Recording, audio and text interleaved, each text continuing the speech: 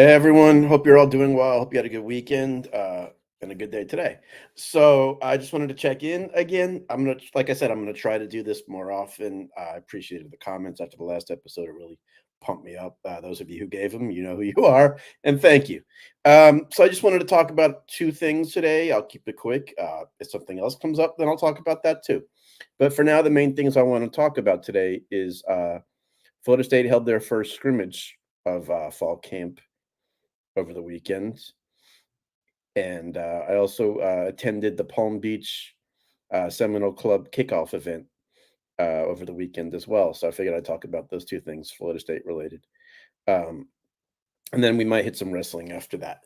So, okay, so for now, the scrimmage. From what I gathered, and now keep in mind on this one, no media was allowed in there.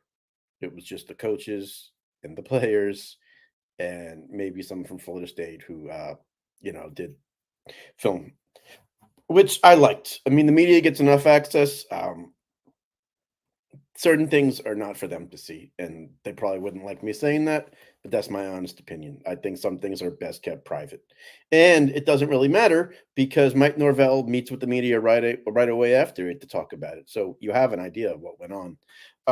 From what I gathered and the way media described it was a lot of the starters didn't play in it, and knock wood, not due to injury. It was just we know what they can do. Um, they've played a lot of snaps. Let's get some of the younger guys some reps. So I respect that. It's a long season. You want to. I believe in easing into it versus overdoing it. Um, so that's it.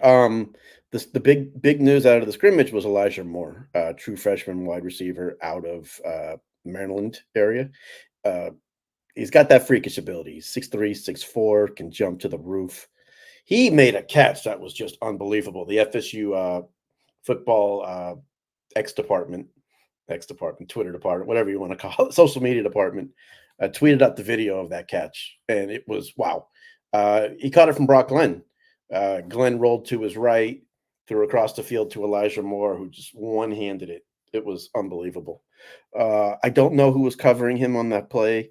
Frankly, I don't even care. It was that spectacular of a catch. Um, with Destin Hill out for the year, you're going to need one of those two, at least one of those two freshmen between him and LaWayne McCoy to emerge. I know you got other receivers, Hakeem Williams, Jalen Brown, Malik Benson, obviously, Ja'Kai Douglas, Jalen Lucas is going to be your Swiss Army knife gadget kind of player, but it looks like this year is by committee at wide receiver after last year where it was just pretty much Keon and Johnny and then everybody else.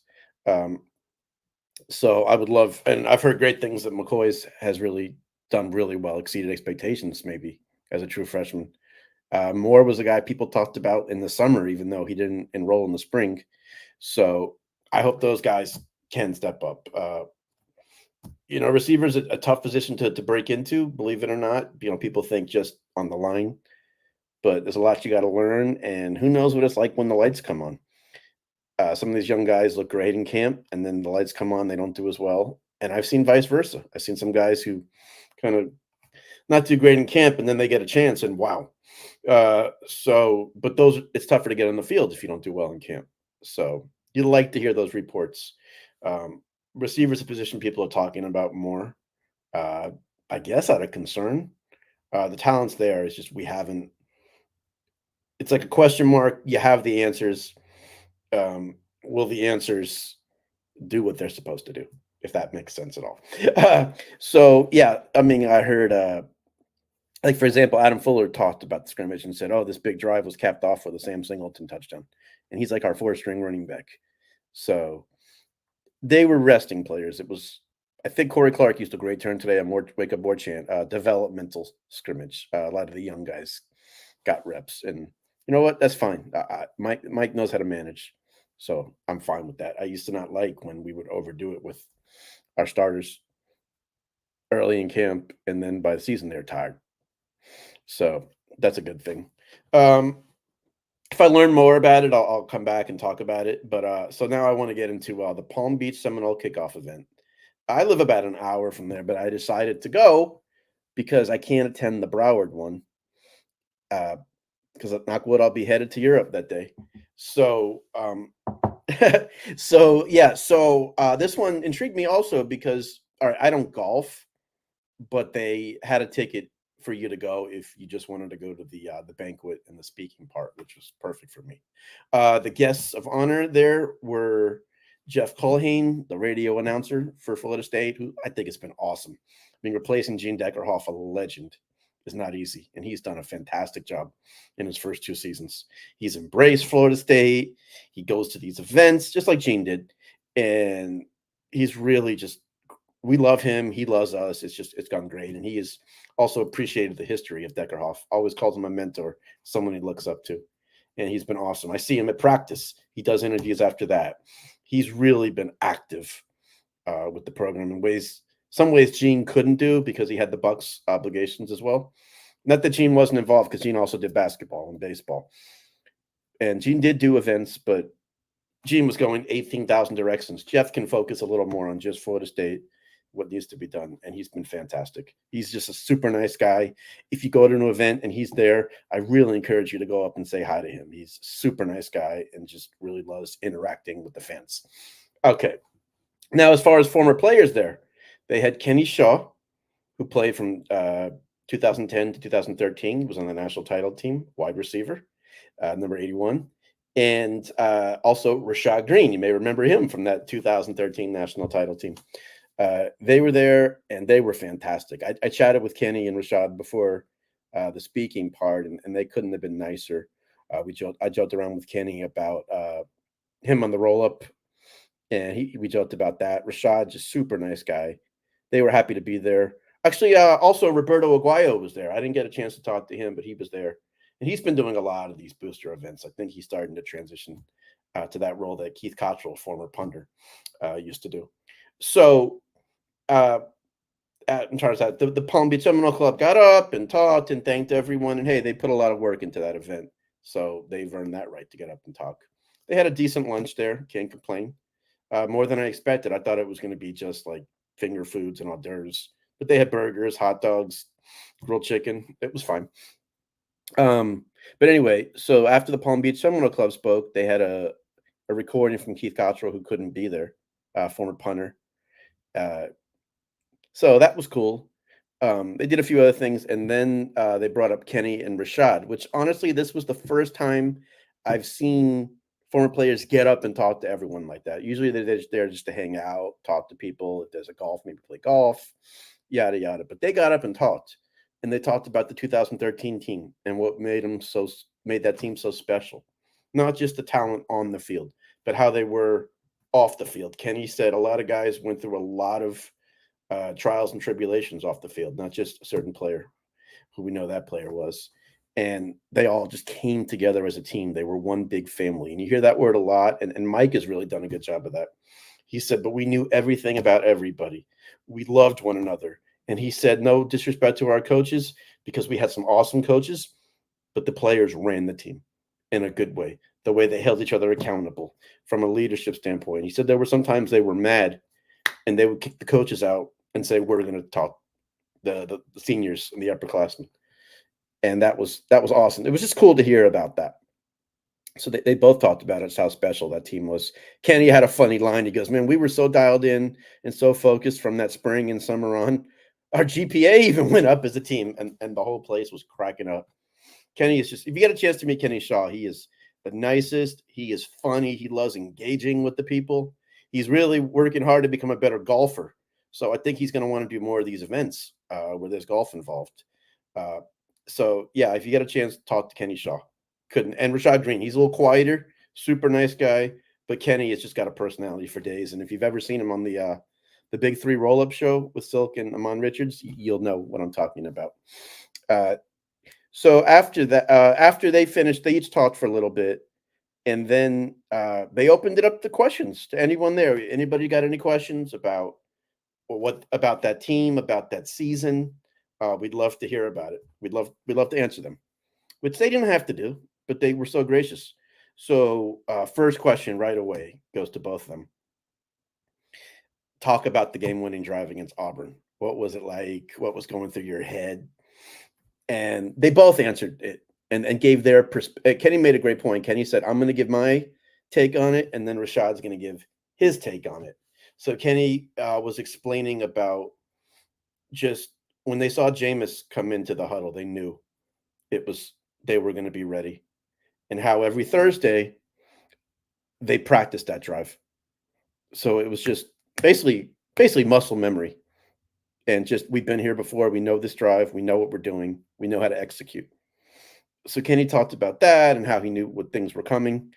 And then Rashad basically reiterated the same things, but said some interesting things, saying on the second down, I think it was second down on that drive. It was first or second down. Rashad caught a beautiful slant.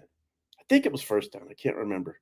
And took it for about a 30, 40-yard gain. Should have been a horse collar. Should have been even more, but they never called it. Go figure. Rashad said we ran that route 1,000 times in practice over the course of the season. It was just like another day out there on that route. He said it was going to be me or Kenny getting the ball on that crossing route. And then Kenny reiterated saying, when I saw the middle linebacker cheat over to my way a little more, I knew Rashad was going to get the ball, and I didn't care. I was just so happy that my brother was going to make a play, because that's how we were as a team. We were more happy for other people's success than our own.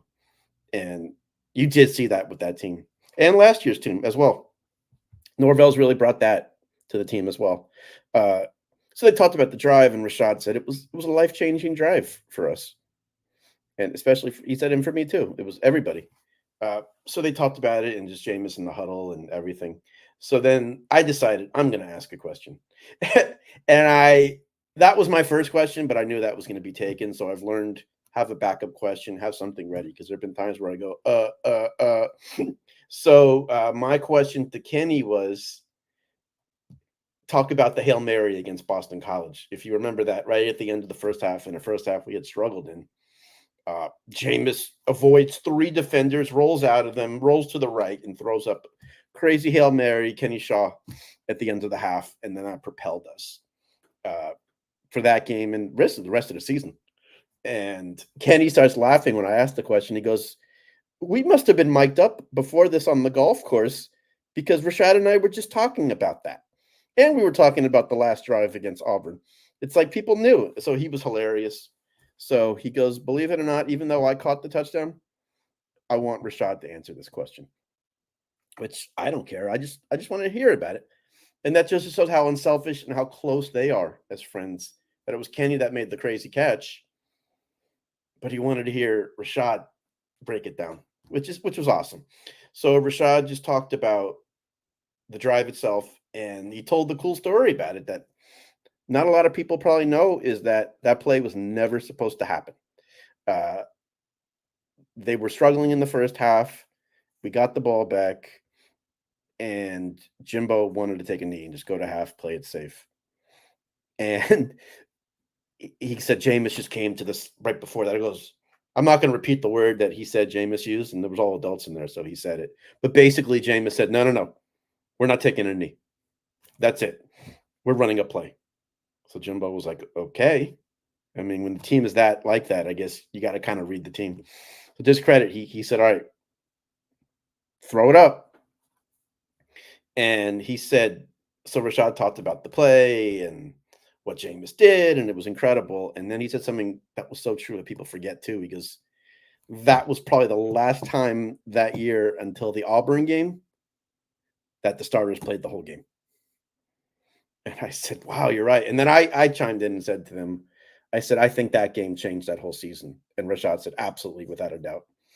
And they answered a few other questions. They were great. And someone asked Rashad about Mike Norvell and what do you think of him? And he said, I'll be honest. I've watched him. I really like him. They brought me back for either a game or something. And he said, I sat with Norvell and talked to him and told him I would have been honored to play for you. And that's just so cool when you hear the foreign players embrace the new regime. The Bowden guys embrace the Jimbo staff, and now the Norvell staff. Willie wasn't around long enough, and I'm not trying to take a pot shot at him. And it's really nice to see, because I noticed at the spring game, it was the Bowden guys who were really close with Norvell. So not that the Jimbo guys aren't, but it's just the Jimbo guys played in, I don't want to say different era, but a different style of coaching than Bowden did. And Bowden is very similar Norvell is very similar to the way Bowden was, in a good way. And Jimbo had some of those qualities, but Jimbo was very business, business, business, which was it worked. So I can't complain. So it's nice to see the Jimbo guys really like Norvell. Obviously, winning helps. So that was it for that. You know what? Now that since I'm on for a little bit and I'm feeling it, I'm going to change the topic a little bit. Why not? I'll even change the topic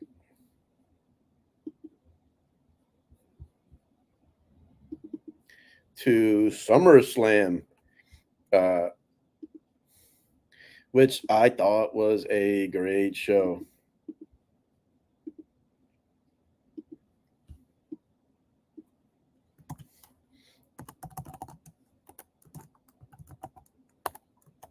We'll put this up.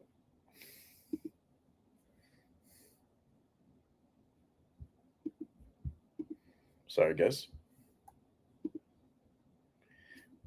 Okay, so we're going to move on to that. I'm going to keep it quick on the wrestling because right now I'm kind of in football mode, but I do try to talk about other things besides Florida State football for wrestling fans. Always know that I'd love to hear about that. And in music or anything. So SummerSlam, I'm not going to go into every match. I'm not going to go into everything.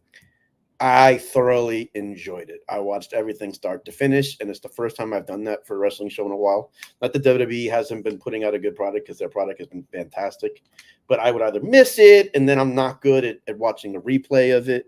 So that's on me, not them. And I loved it. I had a lot of people that really thought, spoiler alert, Roman Reigns returned at the end to help Cody win. And it was awesome. You had a vibe it might happen, but you're still not sure until it happens. And just hearing his reaction, the reaction he got was awesome. That we knew the Bloodline Civil War was coming, and we saw it right there. Don't know how often Roman's going to be on TV for a while, but in one of the biggest events of the year, he came back to just bring the house down.